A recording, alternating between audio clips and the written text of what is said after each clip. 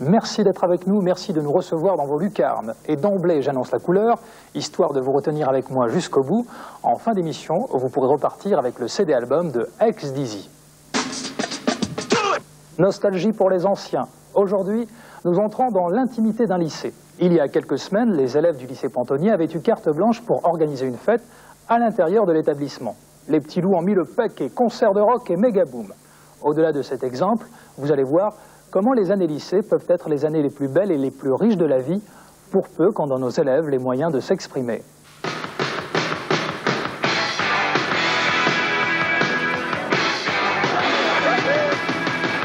Le lycée international des Pontonniers est en émoi. La cour de récré est en chantier, les élèves se préparent à la fête. Une fête que les profs ont voulu sur le thème de la création.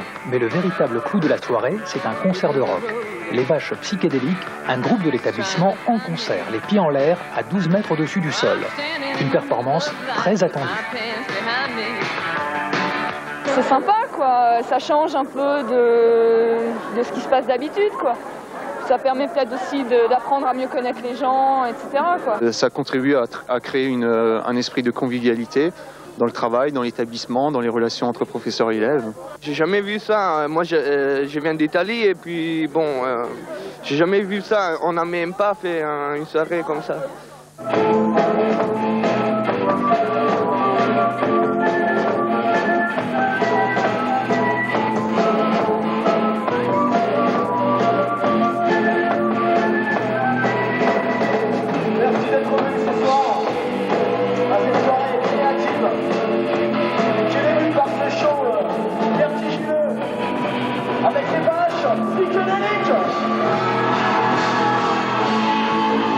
L'organisation du spectacle a été rondement menée par les délégués de classe qui ont eu carte blanche pour imaginer et monter cette opération.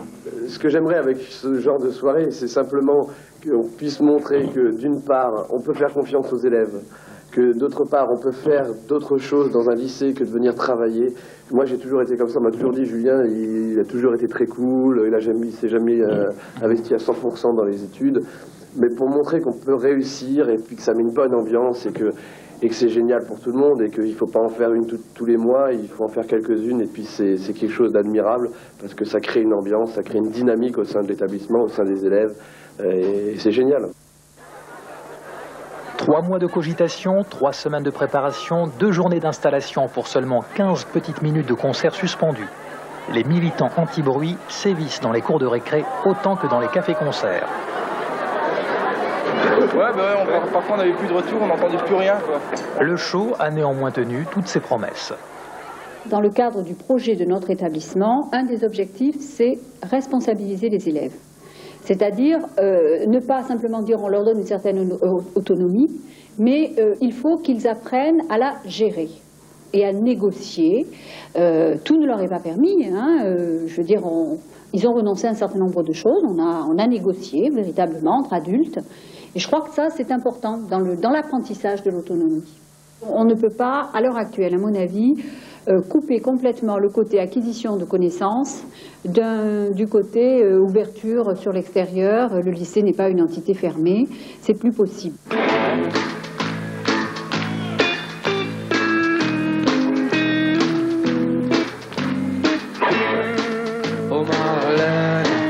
Développer le potentiel créatif des élèves, valoriser l'établissement et rassurer les parents, finalement, tout le monde il est content, quoi.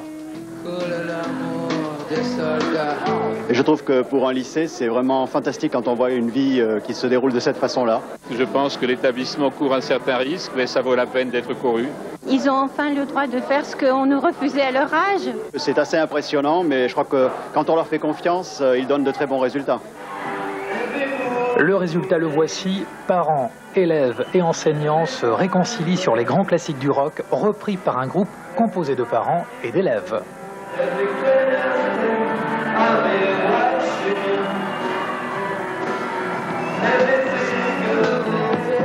Moralité de l'histoire, ici comme ailleurs et comme toujours, la jeunesse se façonne à coups d'attitude et de chansons. Et le rock, langage universel, peut insuffler au lycée la vitalité qui lui manque souvent.